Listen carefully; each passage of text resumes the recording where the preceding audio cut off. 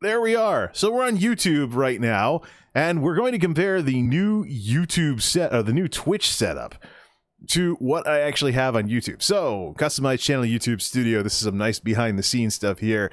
If you're not a subscriber, you get Delosaurus Rex, the Genesis, one of my computer projects, where I basically have a Dell Optiplex. A Dell Optiplex from the Ivy Bridge era that is made to be upgraded with a better graphics card, but I need to find something that'll actually fit in those little Optiplex cases. So, a couple of years ago, or actually many years ago at this point, YouTube switched off to what was called the YouTube 1 format during the heydays of Google+. So what we wound up with was a channel where the only way you could identify yourself uniquely with a color scheme and everything was by having a banner like this. So every channel, the joke was YouTube 1 channel because all of YouTube is basically one channel.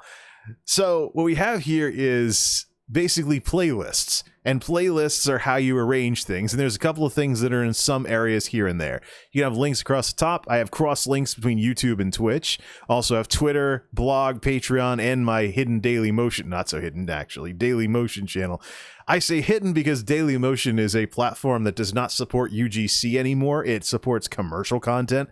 So user-generated content like what you put on YouTube, you can still upload there, but you have zero discoverability unless you say embed Daily Motion in blog entries or something for Google to pick up.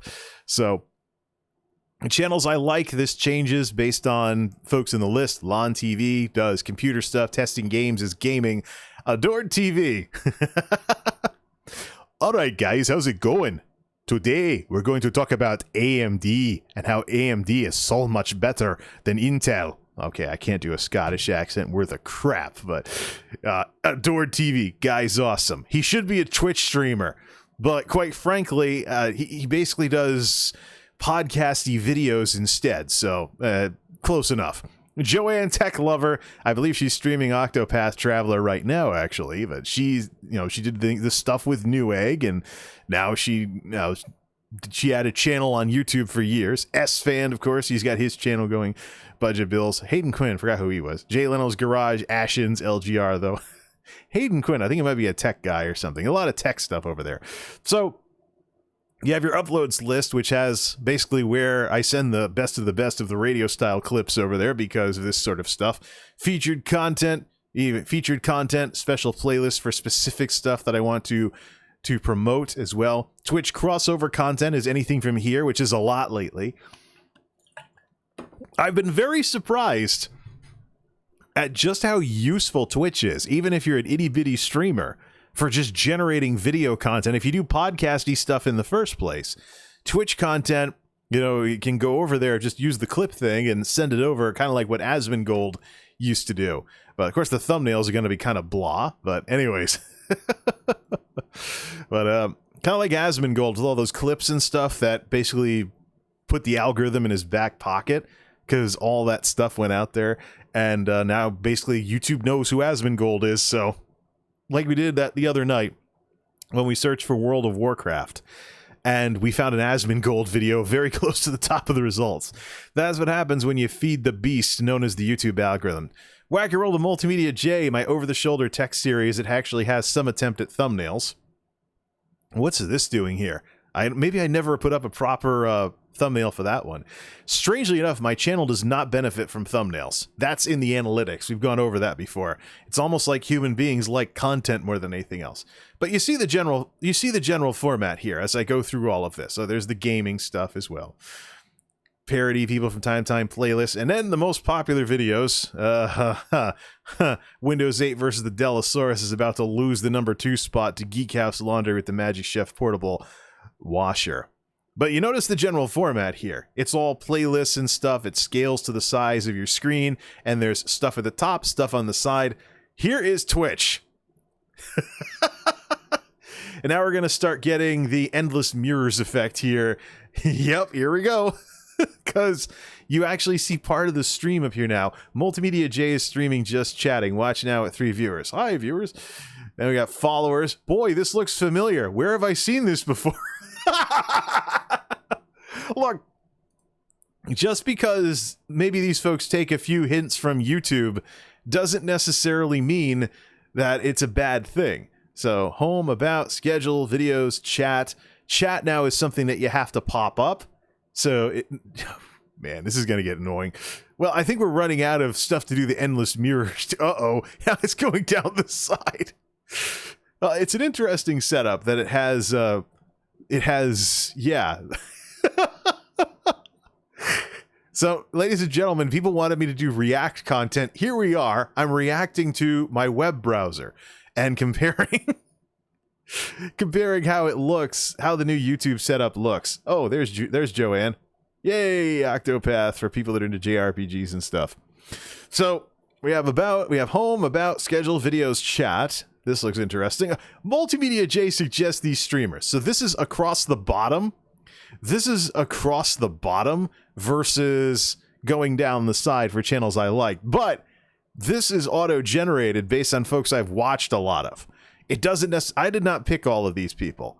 I've either had previous subs to them or somehow the algorithm. I don't know if I can modify this to actually add in streamers that I want to support here. So Ginny and Yugi, of course, with the S-Fan Ginny thing, introduced me to all those IRL streamers.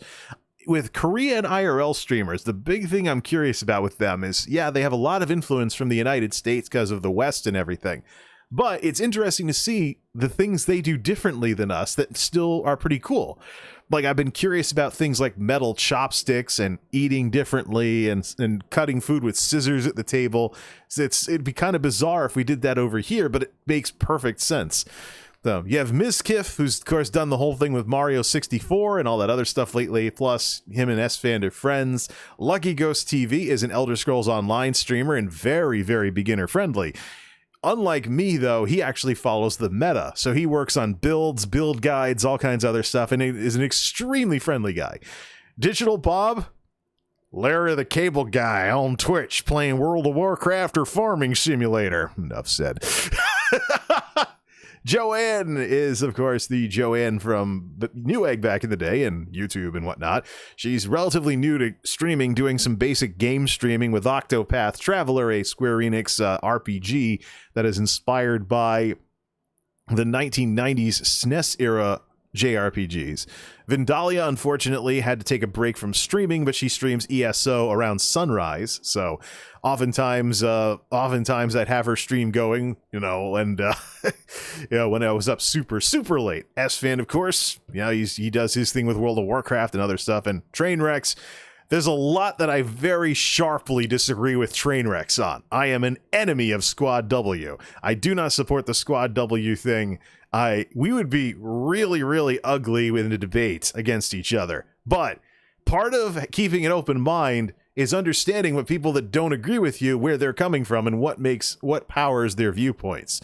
So even though Train is completely from a different planet compared to where I come from in a lot of different areas, he's still in this list. A, because it's auto-generated.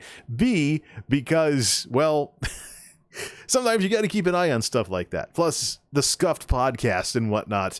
What's interesting, though, is that Train really, if you look at his numbers on Sully Gnome, Trainwrecks really shows just how much of a divide there is between game streaming and something besides game streaming. So if you just come into to Twitch and you're just like everybody else, you don't really get anywhere because you're not anything special.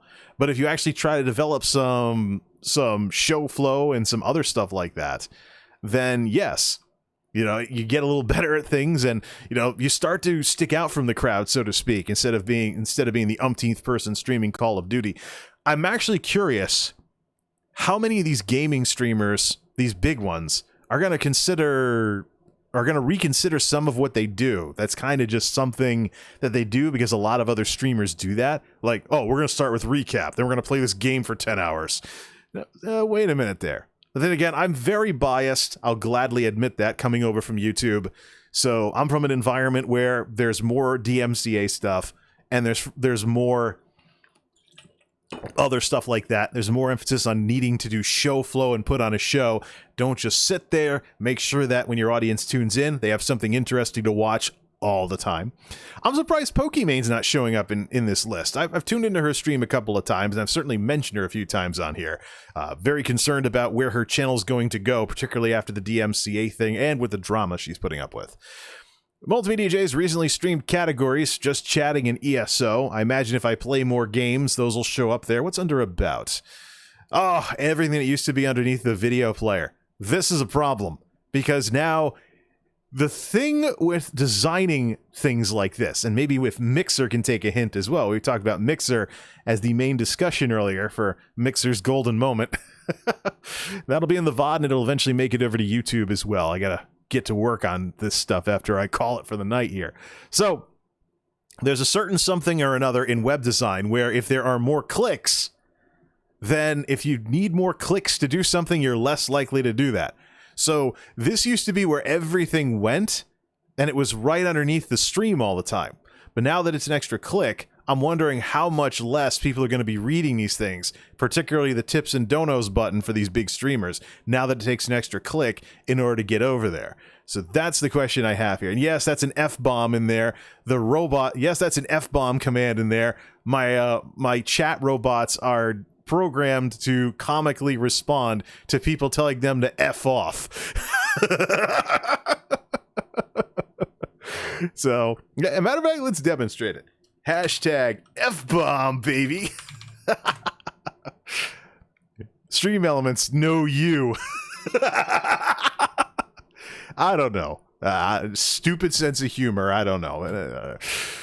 Schedule. What do we have here? Oh, this looks interesting. See, here's the fun part. See, I'm obviously a part-time content creator here. I'm just doing this for fun every so often. But as you continue to do content, this will fill in so people come over and they have a general idea of when it is that you're streaming. So they know when to catch you live, even if you don't fill out an actual thing that says I'm streaming at this time, or if you don't have a set schedule like myself. It looks like it started on Sunday or something, or a couple of days ago. So Copyright Mageddon, that was 3 days ago. Let's not even bother with that. 3 days ago. So what? It's going into Thursday, Wednesday, Tuesday, Monday. So Sunday into Monday is when it all started. And then, of course, we have videos as well. Set up your stream schedule. Help viewers know when to come back and watch. We have videos here. I'm not going to do much with the video feature on here, quite frankly, because why? Twitch is not a good place for hosting videos. It's not a good... there's too many technical issues sometimes. So it's nice that, once again, Twitch is showing signs of going in this direction. But if we go down to the Play Some Stuff videos that I uploaded a few years ago, back when Twitch was letting people mess around with uploads. Once upon a time, I thought that Twitch was going to turn into Amazon Tube. And so, basically, you had YouTube, which was good with videos. They're trying to get better at streaming. You had Twitch, which was good at streaming. They were trying to get better at videos. I imagined a couple of years ago these two tech giants just clashing with each other. Twitch and Google and Amazon via proxy via these platforms. It didn't exactly come to fruition. One of the big things I noticed with the Play Some Stuff videos that I brought over from YouTube, like that was re-uploaded, so that's why that doesn't work very well. But things like the first impressions of the Skyrim Special Edition, all these World of Warcraft videos that have about 30 to 40 views. So one of the things I noticed as the upload thing came to an end and eventually went affiliate only is that these videos were no longer discoverable. You couldn't find them even if you browsed specifically. Even if you browsed very specifically for them. Just once they were more than X amount of days old, like 90 days or 2 months or whatever, the algorithm would not even show them to you. And that turned into a notable difference between Twitch and YouTube. So, and then of course we have popular clips and other stuff as well. Chat will pop open as well, and things along those lines. So what do we have under home again? Go back, and yeah, it looks kind of blah at this point because I've really kind of jinxed everything with this type of stuff. But yeah, I think it's a cool setup. I think it's an improvement, but again, it looks just like YouTube. So it looks more like YouTube. So, yeah, well, I don't think it's a bad idea. I mean, if another platform comes up with a good idea and someone else wants to copy it, imitation is the most sincere form of flattery. But I get the impression from Twitch's new format that they are, maybe there is a chance that we might see some of this stuff happen again, where the tech titans are going to be having a little showdown amongst themselves and things like